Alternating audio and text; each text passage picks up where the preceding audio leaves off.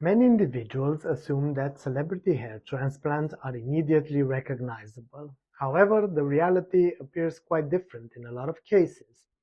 The most successful procedures are often those that go completely or almost entirely unnoticed. Such good example is Justin Bieber. This case would serve as an interesting case study from an educational hair restoration perspective, and I've had a lot of patients showing me photos, especially from the younger group in recent months, asking for a similar result and if this is something that we can achieve. Now, when comparing older photographs with more recent public appearances and the ones that I've seen or I have been showed, there appears to be subtle changes in the hairline and overall facial framing, and certainly a much better density. Now, it is important to emphasize that this does not automatically indicate a surgical intervention, and Justin Bieber himself has never acknowledged or publicly disclosed having had such a procedure. But at the same time, if some form of hair transplant was performed in his case, then to me the result appears notably conservative, well executed rather than overdone. With regards to the hairline positioning, based purely on visual analysis, it still appears age-appropriate, naturally framed, which I think is one of the strongest indicators that a refined planning was performed in a modern hair restoration procedure.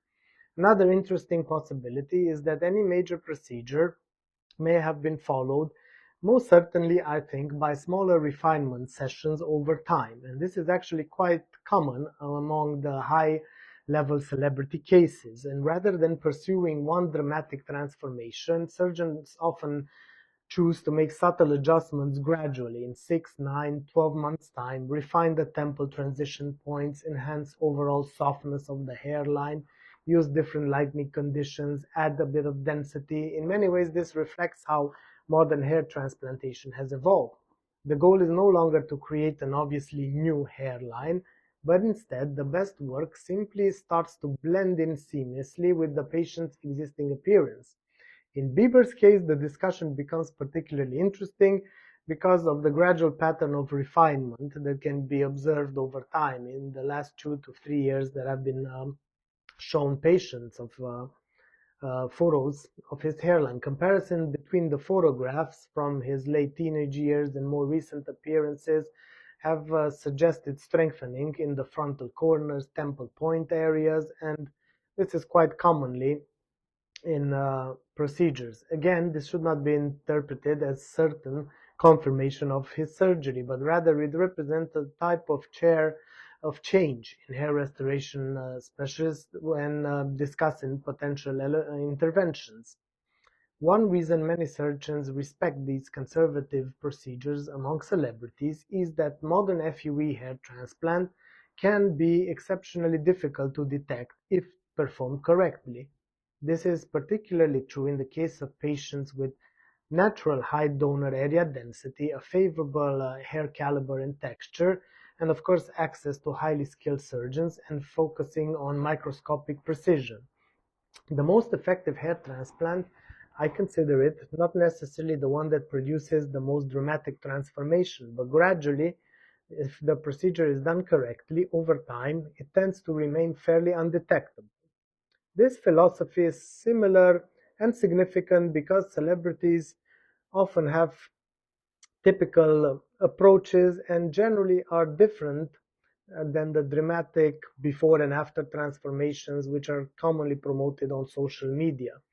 The objective is rarely to reconstruct a completely new hairline, but more often the focus is on reinforcing density, softening the temporal recession, overall improving the facial framing, and maintaining a consistency under harsh lighting and high definition cameras for their case.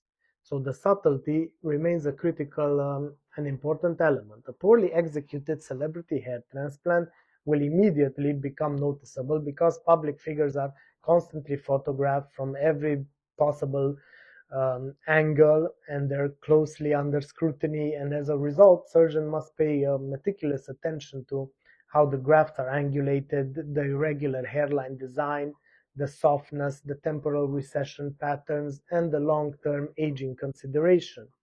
One of the most common mistakes made by more, let's say, inexperienced or junior trainees is that designing hairlines are excessively straight or positioned too low.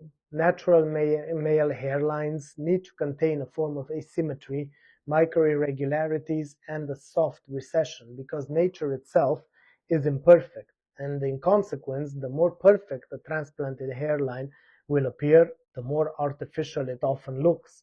And this is why conservative refinement generally ages a lot more naturally over time. Justin Bieber did undergo some form of hair restoration, which I'm sure he has, and more than just one. It could help explain why the changes appear gradual rather than dramatic, because modern and elite hair restoration tends to prioritize invisibility now, and this is particularly true with the advanced FUE technique, in which follicular units are harvested one by one from the donor area and carefully examined and sorted under the microscope. Scarring can be minimal, density can appear natural, and styling flexibility can also be preserved, and this is important for our artists and for actors, musicians, and so on. Another key important element would be donor area preservation, and often celebrities, especially if they have the procedure at a young age, will approach hair restoration with a long-term planning and perspective because, let's not forget, hair loss is progressive. Therefore, ethical surgery needs to avoid excessive early harvesting because very well patients might require procedures even decades later. So long-term planning is extremely important, and its aggressive instant transformation, often marketed across the internet, should be avoided.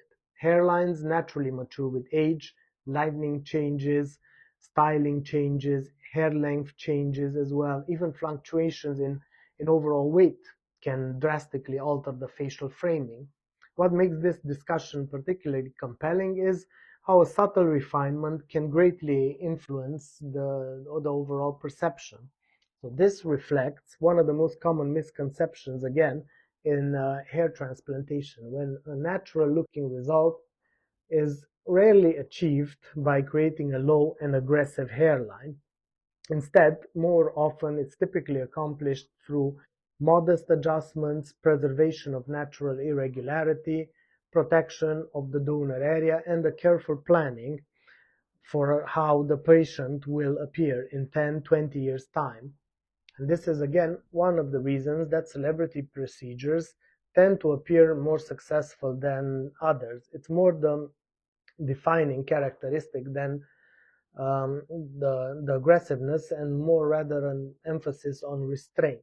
The more refined the work, the more conservative and better it will look long term and more natural. Hair loss is progressive, the donor area is finite, and celebrities remain constantly exposed to high-definition cameras. Therefore, if someone such as Justin Bieber, let's say, did undergo hair transplant followed by refinement procedure, then the most important lesson would be not the number of grafts involved, certainly, but rather the philosophy behind the subtle and long-term planning of this. Instead, it should simply make individuals appear healthier, fresher, more balanced, without observers being able to precisely identify that a transplant has been performed and why has this improvement happened. Ultimately, that is where the true artistry of hair restoration begins, in obtaining natural, subtle, and age-appropriate results.